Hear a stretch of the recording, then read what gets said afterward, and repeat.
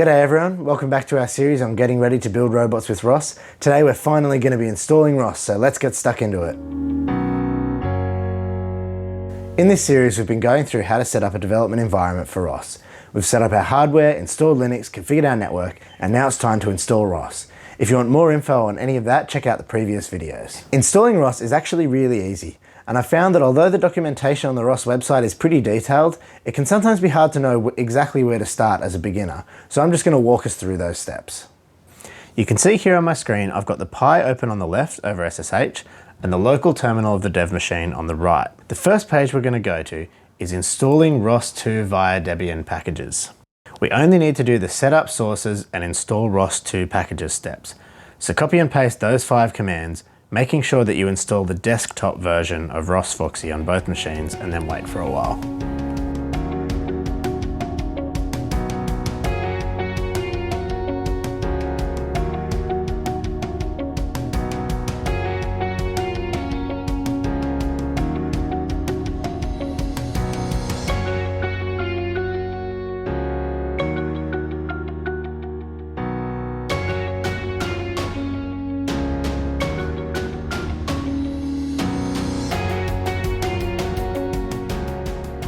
Now the next steps in this tutorial get you to test ROS, but we're going to take that a step further and test that it works over the network.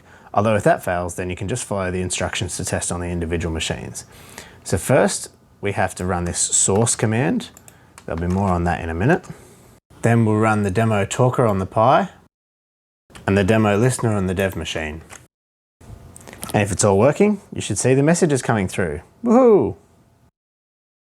The next thing we need to do is install the ROS2 build tool called Colcon. I don't really know why this isn't included as part of the desktop installation packages, but whatever. There's a detailed set of instructions, but most of the content of this we're going to cover in a future tutorial. All we need to do right now is run sudo apt install python 3 colcon common extensions. We can quickly check that that's installed by just running colcon. The last thing we're going to do is tweak our terminal environment to actually know about ROS. Even though we've installed it, by default the system doesn't actually see ROS. This is so that you can have multiple different versions installed at once without them conflicting. Instead, every terminal we launch has to run that source command we saw earlier to tell it where to find ROS. This is a bit annoying to have to do every time, so most people add that line to a file called bashrc, which gets run in the background at the start of each terminal you open. The easiest way to add this line is to run this command, which just means take this text and copy it to the end of this file. So now if we close our terminals and open new ones, we should be able to run the talker demo and the listener demo again without having to run the source command first. There are a few other things you can do on this configuring your ROS2 environment page, so feel free to take a look if you like. So that one was pretty short and sweet. In the next video, we're going to look at an overview of ROS and some of the core functionality. If you like this stuff and you want to learn more, please like and subscribe. Thanks for watching, and I'll see you next time.